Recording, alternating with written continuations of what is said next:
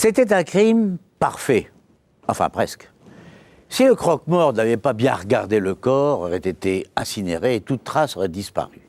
C'est d'ailleurs sur quoi comptait Geneviève pour se débarrasser de son mari.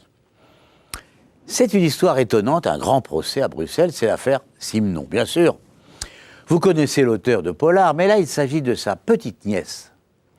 En juin 2000, Geneviève Simenon est un médecin rhumatologue réputé, très aimé de tous ses patients. Elle recevra d'ailleurs des centaines de lettres d'encouragement dans sa prison.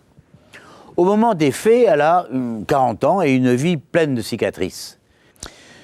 Visage avenant, cheveux longs, silhouette mince, Geneviève n'est pas vraiment belle, mais elle a du charme. Tout le monde était d'accord là-dessus, moi y compris. Dans le box des accusés, 2 ans plus tard, elle sera pâle, crispée, les yeux baissés, elle a avoué son crime.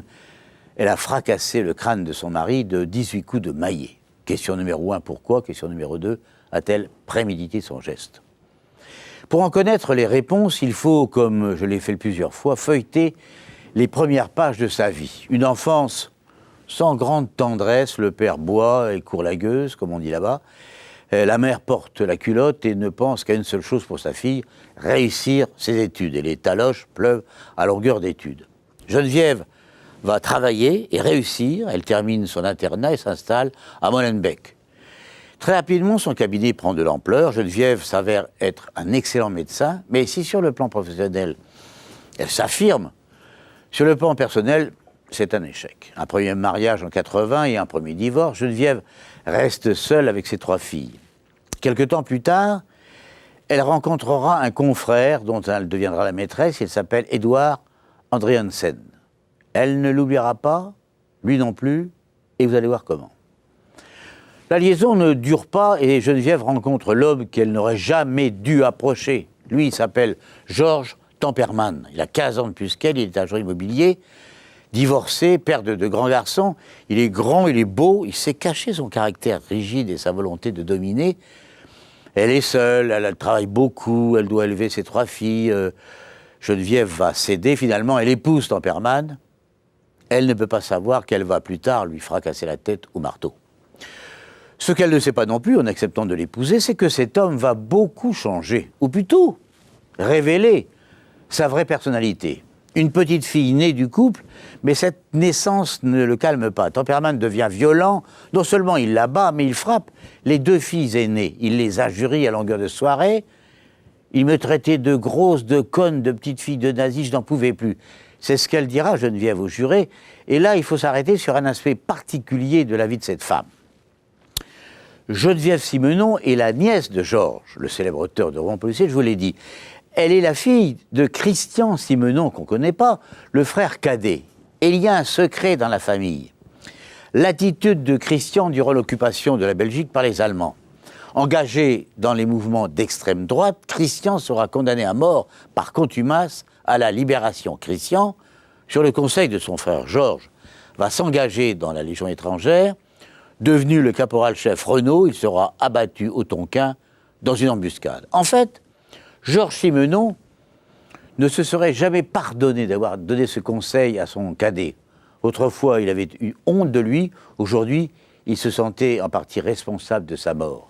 Simenon, l'auteur, n'avait donc jamais pris contact avec sa nièce, comme si elle portait, elle aussi, la honte de la famille. Ce secret avait pesé lourd sur son enfance et l'humiliation était encore à vif dans son esprit. Elle restait la fille honteuse de la branche maudite des Simenon. Étrangement, ce péché qu'elle n'avait pas commis sera la cause de celui qu'elle va commettre. Geneviève avait eu le tort de le confier, ce secret, à son mari pour se soulager. Mais en l'écoutant, celui-ci ne pouvait pas deviner que ce secret signerait sa condamnation à mort. Georges Temperman va bientôt s'arrêter de travailler sous prétexte d'un mal au dos persistant. Mais Temperman n'en continue pas moins de rouler en Jaguar et d'entretenir plusieurs maîtresses. Geneviève le sait, mais elle n'ose pas se rebeller. Temperman menace d'emmener sa fille avec lui s'il divorce. Au juge, d'ailleurs, elle révélera même la bague. Même la bague qu'il m'a offerte pour mes 40 ans, c'est avec mon argent qu'il a acheté. Alors, au fil des mois, la situation se dégrade. Temperman exige maintenant que Geneviève se sépare de sa fille aînée à laquelle il s'affronte chaque jour. Geneviève n'en peut plus. D'autant qu'un élément nouveau vient d'entrer dans sa vie, un homme. Un homme avec lequel elle veut tout reconstruire. Elle a pris sa décision, elle veut se séparer de son mari. Personne ne sait trop de quelle manière elle voulait s'y prendre, mais la colère a dérangé ses plans. À partir de ce moment, c'est le récit de Geneviève. Temperman, le beau costaud, est devenu un gros homme presque obèse. Il s'essaye à la musculation, sa chambre est encombrée de machines diverses. Le mardi 27 juin 2000, la journée commence mal. Geneviève doit préparer les filles, elles vont à Euro Disney. Comme si ça ne suffisait pas, Temperman se met à gémir qu'il a mal, qu'il faut absolument qu'elle reste auprès de lui pour le soigner. Mais Geneviève a une journée professionnelle chargée de rendez-vous et elle part énervée par ses gémissements. Elle doute toujours d'ailleurs de la réalité de la douleur. Elle soupçonne son mari de faire des caprices. En somme, il veut l'avoir auprès de lui pour se sentir vraiment malade. Plusieurs fois dans la matinée, il l'appelle et l'agacement monte dans l'esprit de la jeune femme. Elle l'avouera au juge, Geneviève revient tout de même à la maison, Temperman lui reproche son absence, sans un mot, elle lui fait une piqûre d'un calmant puissant.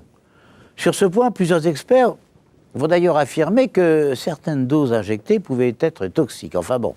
Alors il s'endort, Geneviève retrouve un peu la paix, pas longtemps d'ailleurs, 1 heure plus tard, il appelle de nouveau. Elle monte dans sa chambre, alors là il l'insulte, il la saisit à la gorge, la haine, le mépris dans ses yeux. « Mais tu n'es même pas capable de me soigner, pauvre conne, fille de nazi, SS !» Ça c'était le mot qu'il ne fallait pas prononcer. Geneviève explose, les 6 années d'humiliation, de haine refoulée lui brouillent la raison.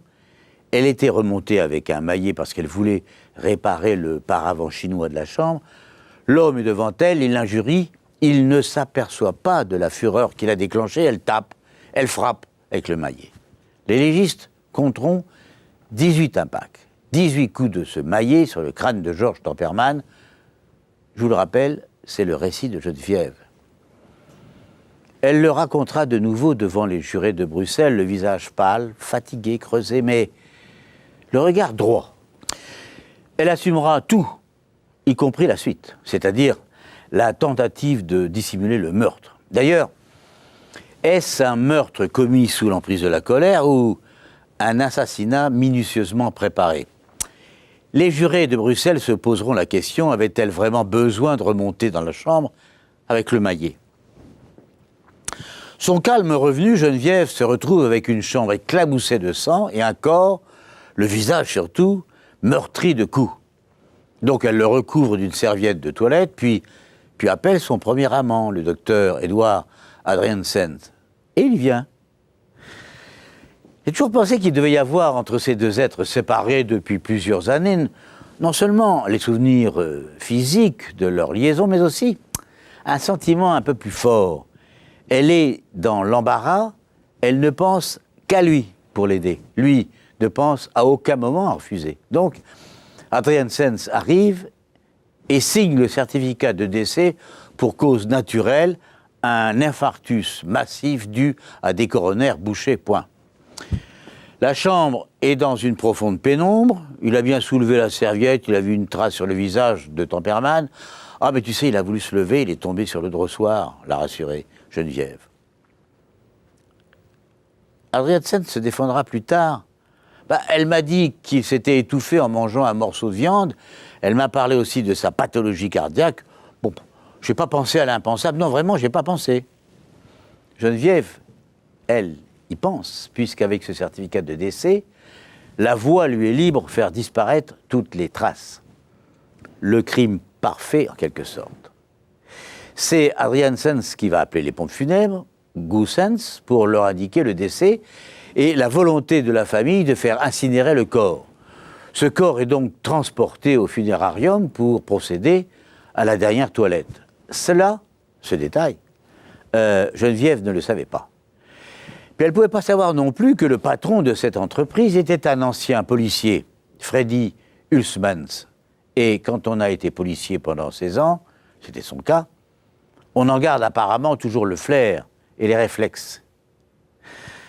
Il observe le corps, il constate un certain nombre d'hématomes, les traces sur le crâne à demi défoncé, puis une oreille quasi arrachée. C'est quand même beaucoup pour une crise cardiaque. Freddy Huysmans n'hésite pas longtemps, il prévient ses anciens collègues. Geneviève va tenter durant quelque temps de nier, mais l'identité judiciaire bruxelloise va vite découvrir des traces de sang partout. Elle avait essayé de tout faire disparaître, mais les techniques de recherche scientifique, vous le savez, permettent de tout retrouver, ou presque.